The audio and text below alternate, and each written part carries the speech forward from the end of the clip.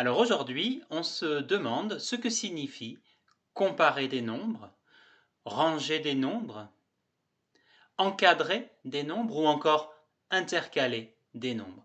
4 mots à connaître et surtout comprendre comment est-ce qu'on fait pour répondre à ces différentes consignes.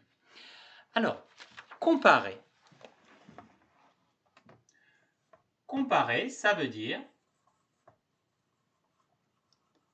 savoir quel est le plus grand nombre, quel est le plus petit. Pour comparer deux nombres, je commence par regarder le nombre de chiffres qui constitue mon nombre. Si j'ai un nombre à 3 chiffres et un nombre à 2 chiffres, il est évident que le nombre à 3 chiffres, qui comporte donc des centaines, est le plus grand. Maintenant, imaginons que je n'ai pas un nombre de chiffres différents, mais que j'ai deux nombres à 3 chiffres. À ce moment-là, il faut que je compare mes centaines. Ici, j'ai 4 centaines, ici, j'en ai que 3. Ce nombre-là reste le plus grand. Enfin, dernière possibilité, mes deux nombres sont à 3 chiffres, mais si je compare mes centaines, elles sont pareilles, égales, 4 centaines, 4 centaines. Et bien tout simplement, je passe à la comparaison de mes dizaines. Ici, j'ai 3 dizaines, ici, j'en ai 5. C'est ce nombre-là qui est le plus grand.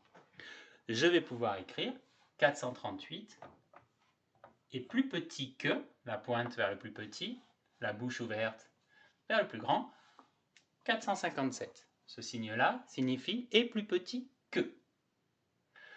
Maintenant,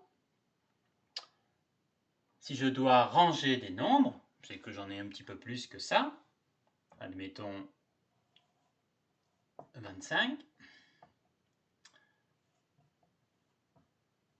53, 514. Et on me demande de les ranger. Eh bien, je vais me demander quel est le plus petit. Facile, le plus petit, pour l'instant, c'est celui qui a le moins de chiffres. Il n'en a que 2. Ici, je peux écrire, tiens, on va le faire ici, 25. Je le barre pour savoir que je l'ai utilisé. 25 est plus petit que 4, 4, 4. Ah, là, il y a 5 centaines. Celui-là, ce sera a priori le plus grand. Maintenant, j'ai 3 nombres avec pour centaines 4. Donc, il faut que je regarde les dizaines. Ici, j'en ai 3. Ici, j'en ai 5, donc c'est plus grand. Ici, j'en ai 5, c'est plus grand. Celui-ci, c'est le deuxième plus petit. 438. Je peux le barrer. Celui-là, on sait toujours que c'est le plus grand. 457, 453. 4 centaines, c'est identique. Je vais voir les dizaines. J'en ai 5, c'est identique. Je vais donc voir les unités. Ici, j'ai 3 unités. Ici, j'ai 7 unités. 3 est plus petit que 7. 453, c'est plus petit que 457. Je le mets. Je le barre. Vient ensuite 457. Et enfin, 514. Voilà ce qu'on appelle ranger des nombres dans l'ordre croissant, c'est-à-dire du plus petit au plus grand. Encadrer.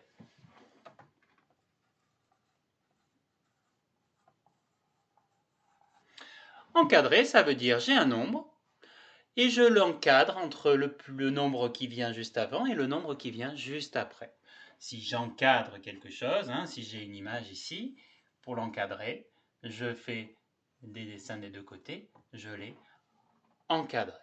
De la même manière, si j'ai 912, je me demande plus petit que 912, qu'est-ce que c'est?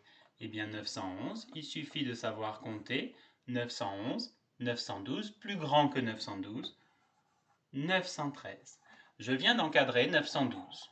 entre 911 et 913. Et pour terminer, intercaler.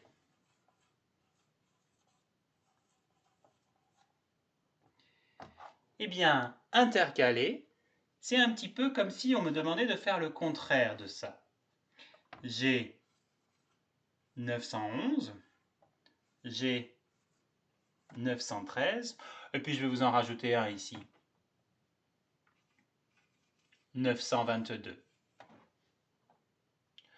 Et on me donne ici 912 et 918. Intercaler, c'est placer les nombres au bon endroit. 912, on sait que c'est entre 911 et 913. Je vais intercaler 912 entre 911 et 913. Et ensuite, j'ai 918. Est-ce que c'est entre 912 et 913? Non. Entre 913 et 922, oui, ça va aller par ici. Donc 914, 915, 916, 917, 918, ce sera à peu près ici. Il y aura encore 919, 920, 921, 922. Je viens d'intercaler. Ici. Comparer, ranger, encadrer, intercaler. Et je me souviens de ces petits signes inférieur à ou plus petit que et plus grand que, supérieur à 7 et supérieur à 4. Vous n'avez plus qu'à vous entraîner. Je vous souhaite bon courage.